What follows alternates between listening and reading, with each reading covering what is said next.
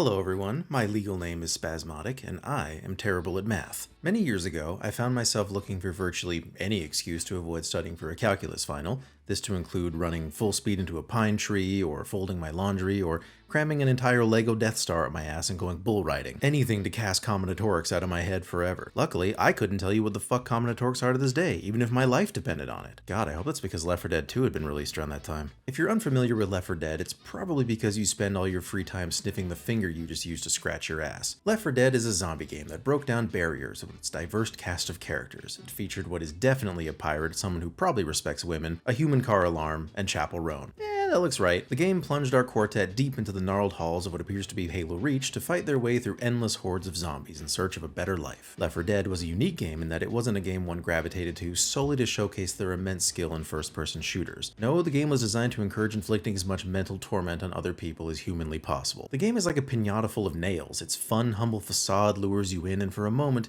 you almost allow yourself to believe that the joy you're experiencing is not the same light that shines inside the hearts of sociopaths. It's a lot like Uno, come to think of it. Left 4 Dead 2 continued the proud and noble tradition of triggering mental breakdowns in your fellow man. We were gifted with new characters, new maps, new zombies, and indeed more instruments of inflicting mental torture on complete strangers, or ideally on your closest friends. What are friends for, after all, if not to serve as targets for red shells? Haven't you always fantasized about bashing zombies over the head with a guitar while running through vibrant city streets? Haven't you always dreamt the sweet dream of firing a grenade launcher at a clown? I bet you have, you big beautiful hairy degenerate, and Left 4 Dead 2 delivered all of this to us, and more. Now, with an intro like that, you're probably anticipating a video chronicling my experience aggressively hand-jobbing my way through the game. You may be surprised to learn then that when I first played Left 4 Dead 2, I didn't think much of it. It was a lot like the first time I watched The Hunger Games. What is this shit that's objectively not as good as Twilight? But the more I watched, the more I warmed up to it. You know, I think I would enjoy stuffing a child into a beehive. That's fun for the whole family. Now, because I'm resistant to any form of positivity, initially it was my intention to simply write a listicle about all the things I hated about the game. And that is an article that is a list, not an article with a pair of tiny balls dangling from it. But the article quickly evolved from merely being a list of things I hated into something that also included things I would make sexy zombie love to and other things I could see myself doing over the pants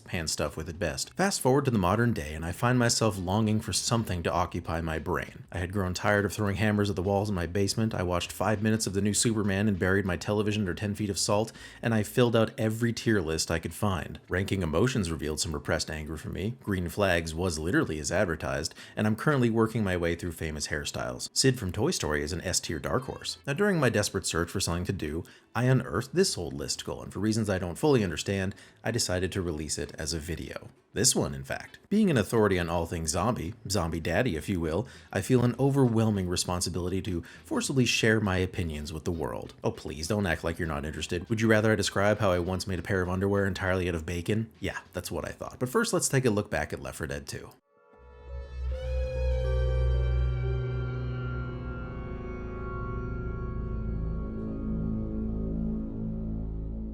Look at all these new characters. Left 4 Dead 2 introduced us to a new band of exactly 4 hapless idiots, otherwise the naming scheme falls apart pretty fast. Our new survivors are Ellis, Nick, Rochelle, and Coach. Ellis is the love child of a banjo and racism. Nick is a human that was hollowed out and filled with rats. Rochelle strangely looks as though she smells her own farts a bit too often and would rather not. Coach, meanwhile, is just Uncle Phil. Now, if you went into this game hoping to be paired with a group of people with the capacity for thought beyond that of a boiled carrot, think again. You can physically hear the hamster wheel creaking to a stop in their empty fucking heads. It appears every group of survivors in this universe suffers from the terrible affliction of bone-crushing stupidity. Like this guy Kevin that I know, a man who will surely find himself going down on one knee for another human one day, only to tighten their shackles. They take great measures to disturb every enemy in the game, open bags of chips in quiet movie theaters, and they wait as long as possible before shooting the zombie that's currently trying to claw its way up your ass. In a display of juxtaposition in its purest form, they also happen to be unimaginably good at shooting stationary zombies at incredible distances. These morons could casually put a bullet through every star on the American flag on the moon if they wanted to, just like America demands of all its questionable citizens. Despite the game being marketed as a team sport, it's best not to lean on your teammates too too heavily. The sooner you accept they're more apt to dump sand into their guns and gnaw on the ends like thoughtlessly biting your pen in social studies, the easier having your entrails pulled from your neck will be. It's like prepping a turkey but in reverse. Moving on, the only character who doesn't suffer from chronic stupidity, presumably, is whatever character you pick, which is Coach. There is no advantage to playing as Coach necessarily, there's just no reason to play as anyone else. That said, if you play as any of the other characters, you do have the option of opening the main menu, restarting the game, and playing as Coach instead, you fucking idiot. There is something deeply frustrating about this game though. You can clearly see how stupid your teammates are. They're so overtly and obviously stupid, it's like watching the midsection of an Animorphs cover building shelves. But as stupid as they are, you always seem to be the one getting jumped by zombies, like you've covered yourself in dollar store ramen and walked through a college campus. You can attribute this to the fact that you're the one stuck doing all the fucking work, like the people who will one day be tasked with lifting the back half of Jennifer Lopez's casket. But to their credit, your companions are strangely good at staying alive, even if it's usually at your expense. They routinely find this vexing middle ground where you can't really be mad at them for a clear reason. Put simply, they're so fucking stupid that it works for them. They should run for president. These zombies can steam my sausage any day. I don't know what that means. Have you ever paused and pondered why foreheads are such inviting canvases for drawing dicks, particularly when the forehead is attached to an unconscious person? Why don't we consider drawing beautiful works of art in those things, like recreating the Sistine Chapel? Your friends might enjoy fine art when they wake up, but I think we are drawn to and adhere to dicks because we are dicks. The dicks are an outward expression of our inner dick-headedness. All it is to say, I go to odd and ineffectual lengths to say that human beings are flawed, unreasonable creatures. In shiny sequels, we demand the explosions be louder, the titties be bigger, and the zombies to grow wings and fly up our dicks. In Left 4 Dead 2, the explosions are better than flushing remote controls down hotel toilets, and there's probably a titty or two in the game, but I'm only about that sexist nonsense in private. Right now, I'm only focused on zombies, specifically the new ones. The hunter, smoker, boomer, witch, and tank all make their triumphant return in Left 4 Dead 2. The hunter still leaps at you in a fashion similar to my wife when she sees a plate of nachos. The smoker is still squeezing the life out of you with a flaccid penis roughly the length of a football field. We'll discuss the witch a bit more later. And then we have a natural fitness influencer here punching you with the strength of a pregnant woman if you've just eaten her ice cream. The boomer, meanwhile, has since been given voice lines like, well, what about Joe Biden? And I once bought a house for $50 in 1973, and I think the masks caused COVID. There's also a female boomer now, which looks like Danny DeVito with a vagina. In addition to the dependable classics, we have 3 new zombies joining the fray. Maligned by edgy teenage boys everywhere, the Spitter is perhaps the most unfortunately named thing in general since the acronym for the British Broadcast Corporation. In terms of zombies, you could realistically do worse. You could always name one Stanley Fartballs, Christopher Columbus, or something unbearably fucking irritating and stupid like Josh. The Spitter navigates the world like she's constantly selling used cars, or she's hosting the Philip DeFranco show, and her shtick is unhinging her jaw and emptying a tub of pea soup all over you, Exorcist style. Curiously, this same mixture also shoots out the ass of RFK Jr. Luckily, the Spitter is more fragile than my knees at 37, and she's extremely easy to spot, even at a distance, as you would expect of the closest relative to the rubber chicken, so she's quite easy to kill. But if you happen to be fresh off a frontal lobotomy and have recently had Cheerios dust blown into your eyes, you may very well be caught by this pool noodle and turn into a burger. The jockey is a cross between what my asshole feels like when I eat spicy food, an oddly muscular boob, and the reanimation of the sleep paralysis demon that inhabited Margaret Thatcher. His maniacal laughter cuts through the air like a bagpipe, and he sounds like a small child in a caffeine buzz, or me when someone hands me bubble wrap. What this giggly little goblin does is leap a short distance, latch onto your back with the unending strength of shower semen, and begins dry humping you to death. Or just regular pumping, I guess. The jockey announces his arrival with laughter most often associated with someone in the late stages of hypothermia, and he keeps himself very low to the ground. What this means is, out in the open, he's an easier target than parking lot french fries are to a seagull. In the middle of a zombie horde, however, the last thing you expect is a cackling, muscly tumbleweed rolling up, jumping onto your back like Yoda and thumbing a softie into your ear. Or not a softie, I guess. The Charger is best described as a masturbation addict with intermittent rage issues. You can typically find him largely just running into walls at top speed, honestly, like a well-meaning moth to the wrong light. He would find the one tree in the desert to run into, but really, who are we to judge? At least he's committed. In earnest, can any of us say we're doing any better? I'm personally at the age where I just drop things now. Oh, you know what? I don't need my car keys today. They actually look better in the sewer. The Charger is true to his namesake. He carefully lines you up like he's playing pool, and then runs full speed at you like he has 10 seconds left to live. Side note, I would have used the word snooker in the previous sentence, but I always feel like I'm being racist when I use that word, or I'm describing a jam that no one buys. Anyway, on the rare occasion when a Charger does not run into a parked car or off a building, and he actually grabs you, he will run you across the country like Forrest Gump before ultimately plunging you into a full-body chokeslam, like if a child ever joined the NFL. Once he has you, you cannot escape the Charger's grip. So to make matters infinitely worse, you must rely on your teammates to kill the Charger to be freed. Yes, the same teammates whose brains have been replaced with compost. The Charger clings to you harder than Donald Trump's hair desperately clings to his sinewy mayonnaise head, and if the Charger is not killed, he will smash you into the ground like he's drilling for oil and never stop, not even when you're dead. Also, the Charger bears a striking resemblance to professional arm wrestler Matthias Schlitt. Okay, will someone please tell me what's happening with this music? Repetition. It's both the defining characteristic of masturbation and the reason most affairs tragically end. Left 4 Dead sadly suffered from repetition. There were just only so many ways to pounce on, punch, vomit on, or lovingly tongue your enemies to death before you were left wanting more. One day, suddenly the dulcet, rageful screams of the enemy team didn't sound quite as sweet. Indeed, like that time I tried eating a mound of sawdust, the experience got stale after a while. Left 4 Dead was a bit like letting the air out of a giant balloon, but it did so many things right, I look back on the wet noises coming from that balloon with adoration.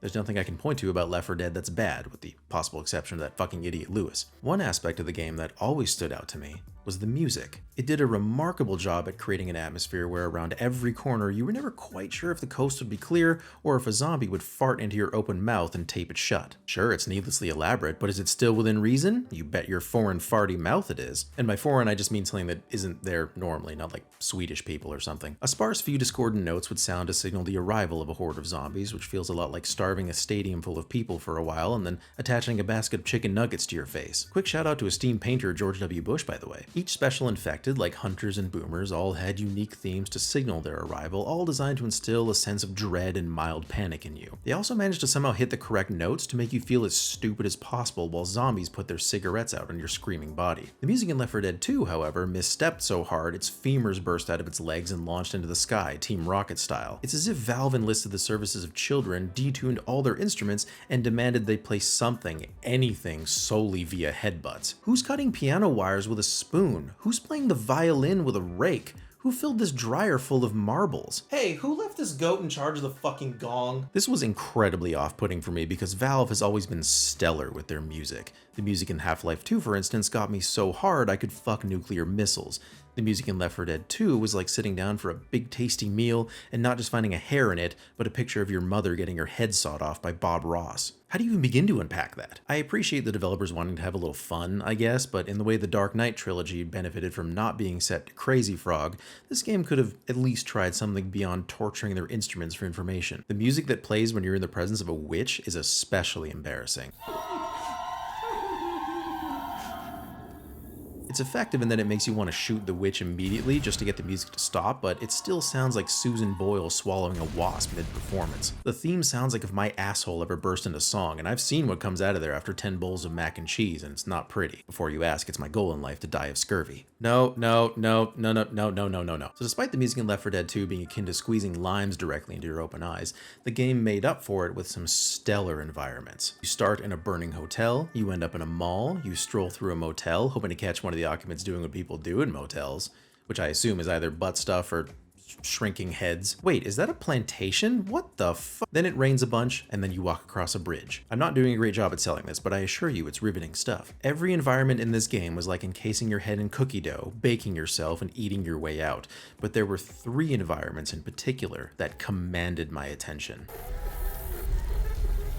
I should start by finally explaining what this witch creature is that I've mentioned at several points throughout this video. For those unfamiliar with Left 4 Dead and therefore statistically more likely to have known the touch of another person, this is the witch. She's not to be confused with that one that ate Hansel and Gretel or that one girl you know who keeps putting your picture in a jar full of screws. No, the witch reminds me of white people in horror movies. These fucking morons hear faint noises coming from a dark room and suddenly turn into Spider-Man from the 60s. I'd better go and check it out. If you stumble upon a witch and try to comfort her with shotgun pellets, she will crash out, as my fellow youths might say, shriek like a ring wraith if one caught you reading their diary, and chase you forever, like a murder hornet. If she manages to catch you and claw at you like a vengeful cat, or just a normal cat, I guess, even on the lowest difficulty, you will be knocked down instantly. Even the tank isn't capable of doing that. You know, this guy who looks like he lifts grocery stores recreationally. He has to throw a fucking car at you to knock you down, or an entire tree like the Scots do as a form of seduction. The witch is often found sitting in one spot and crying like me when I'm on a road trip, and I cast my mind back to the time I threw this asshole in my class who was bullying me into a vending machine. It was one of those ones with the drinks inside, so it had hard plastic on the front that jutted out a little bit.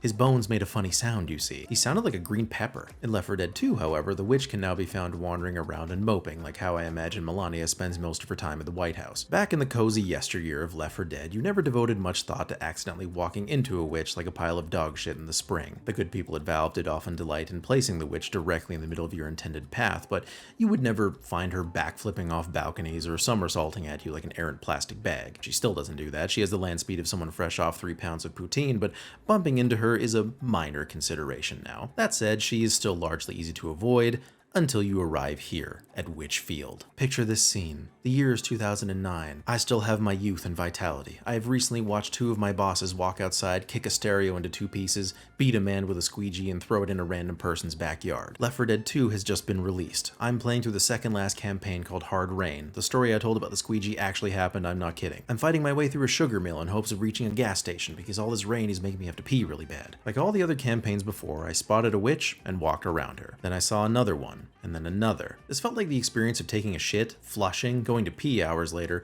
and finding a little pebble floating in the water. I thought I dealt with this already. So I leveraged my boundless intelligence at this juncture and thought carefully. Something is suspicious here. Then I rounded a corner and saw 5 witches in front of me. Okay, I get it now. Rain, sadness, crying. Very clever. Women be crying, you know. We should all be so lucky that the campaign wasn't called Hard Dicks. We'd have had Ron Jeremy galloping at us around every corner like a Knight's Tale.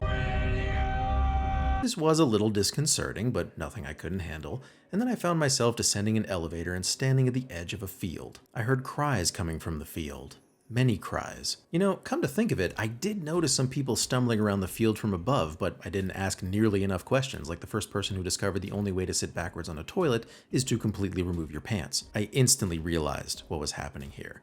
To my horror, nearly every aimless figure I saw from above was a fucking witch. This is Witch Field. Running into this field is like stepping into Home Depot. You have no idea where you are or where you're going. In the case of Witch Field, it's more than possible, highly likely even, to accidentally run straight into a witch. This, of course, as previously stated, is like gesturing at women to remove their headphones. This results in instant death. The fun isn't reserved entirely for witches, though. Some deranged asshole thought it would be a good idea to pepper common infected in the field. So, if you miss a shot and clip a witch, a cornstalk is getting torn from the ground and thrust up your ass at high speed. Mercifully, the field does not stretch for miles, and more often than not, you can make it to the other side unscathed. But the feeling before you take the plunge is intense. It's like being at the dentist and watching that big-ass needle getting closer and closer if it was also being operated by a hungry tiger. Of course, you do have the option of shooting as many witches as possible from above and killing them as they frantically perform parkour on this pipe, but that's not the point. Don't deny yourself the thrill of experiencing Witch Field unadulterated.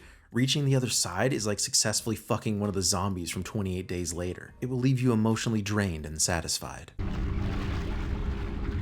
As you can probably guess, there are some creepy places in this here zombie game. Regardless of the medium, there are expected set pieces when zombies are involved. A hospital, a creepy house, typically on farmland, maybe even a field or two, or several hundred. Maybe even a tractor pulling a giant clown head. But no environment in the game was as disquieting as this. I would experience more joy in a dumpster full of needles. The second I dropped into this hole for the first time, I remember my stomach falling into whatever area that is below it. My asshole, yeah, right. I remember tensing up and this feeling of not knowing what to do washing over me. The goal was simple enough, reach that ladder. I'm not trying to solve the Riemann hypothesis here, like, it can't be that hard to get to that ladder, right? It can't possibly be several miles away, can it?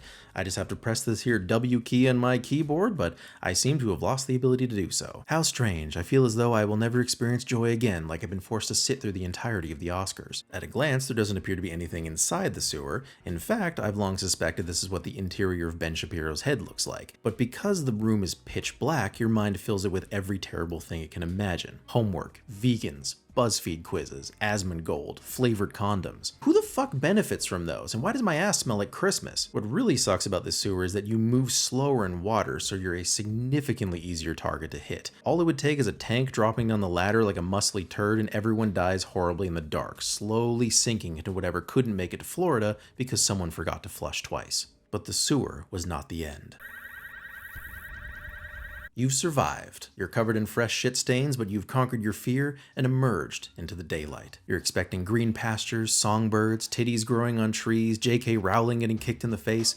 But no, instead, all you see in every direction is a bunch of rusty old cars, like you've just been dropped into Moscow. This area is rather unassuming at first, like the yearbook photo of every serial killer of the modern era.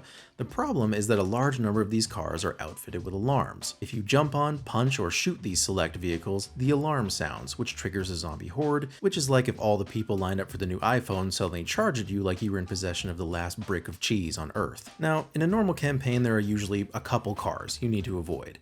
In this small section, there's fucking 7 of them. At a glance, it can be difficult to distinguish the cars with alarms from the ones without, and because of the enormous number of zombies in this game, refraining from shooting one of these cars by accident is more difficult than it sounds. Mostly because you have to shoot all of them for fun. It's physically impossible not to. It's like how every truck driver on the planet can't help but be a raging asshole. They're out there right now with tricycle-shaped dents on their hoods just sat at red lights screaming, "Why isn't anyone fucking moving?" Yeah, so there's a couple zombies in this game. Mentioning car alarms effortlessly brings me to this next point. God, you see how elegant a transition that was? Oh, I'm so good at everything. I knew my university education wouldn't lead me astray. Now, there are only 2 things that travel in hordes: furries and zombies. Hordes are synonymous with zombies, much in the same way the fedora is commonly associated with bespoke gentlemen who always remember to whisper "I love you" while smothering women to death with pillows. Left 4 Dead 2 places an enormous emphasis on the number of zombies it throws at you. One should expect such a thing from a zombie game, but this game takes it to a ludicrous level. To put it in perspective for you, at the end of this one level, I had to kill somewhere around 10 billion zombies to make it into the safe room.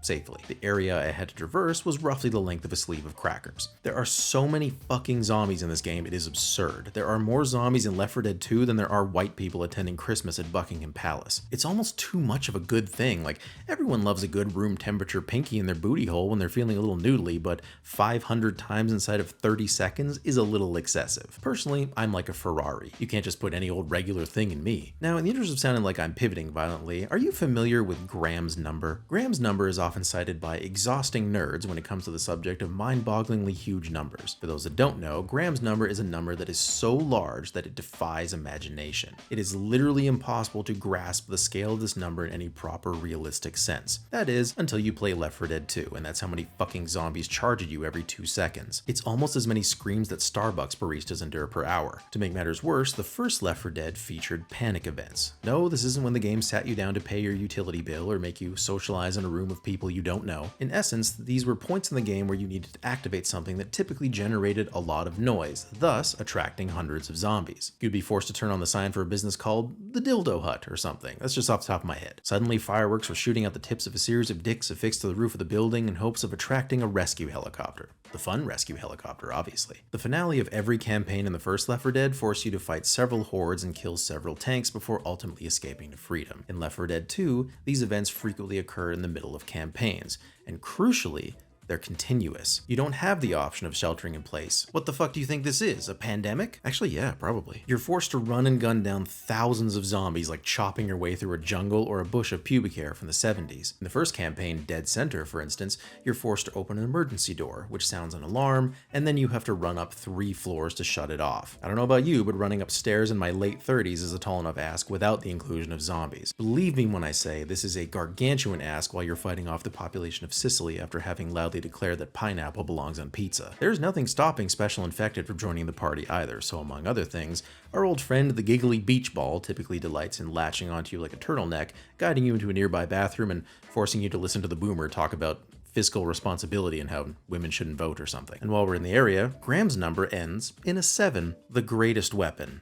in gaming history. Gaming history is full of iconic weapons. The BFG in Doom, the Shrinker in Duke Nukem, which is not to be confused with my nickname in the middle of winter, the Gravity Gun in Half-Life 2, which, if I had one, I would immediately use it to tear my wife's pants off from across the room, the Electro Driver in Painkiller, a gun that shoots fucking shurikens and lightning, but perhaps greatest of all is the Dubstep gun from Saints Row. I'm paraphrasing, but the weapon description reads, "Make the world fear the power of your wubs." Do you really need to know anything beyond that? Yeah, of course you do. It makes everyone in the target area dance uncontrollably, and you can blow up cars with it. How the fuck does that make sense? But after so many years and so many games, we have at last reached the apex. The greatest weapon in all of gaming history has finally been made, or rather, has been cast. The frying pan in Left 4 Dead 2. You need only hear the frying pan's siren call to be taken in by its majesty. That's right, you get to roll around like Samwise Gamgee and fuck everyone's world up with cast iron.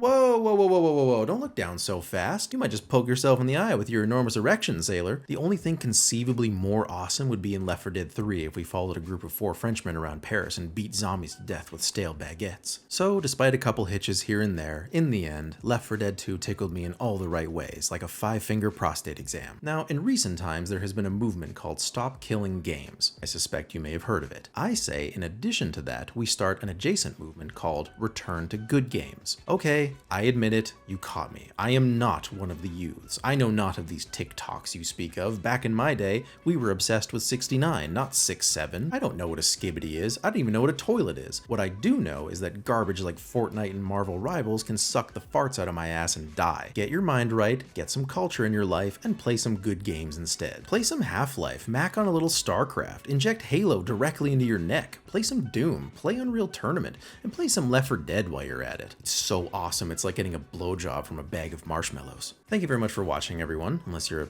terrible person, of course, then I would highly encourage you to get the fuck out of here immediately. I do sincerely hope the rest of you had a good laugh or two over the course of this video. I made it just to have a spot of fun and have some laughs myself. This is a game that I really enjoy playing, so obviously this was not supposed to be taken overly seriously. Hopefully it brightened your day a little bit. Honestly, if you haven't played Left 4 Dead in a while, you should definitely go and play it. It seriously holds up. It's so much fun. Please consider buying my book if you would be so kind, especially if you're a fan of flailing humor. And that is all. Take care, everybody.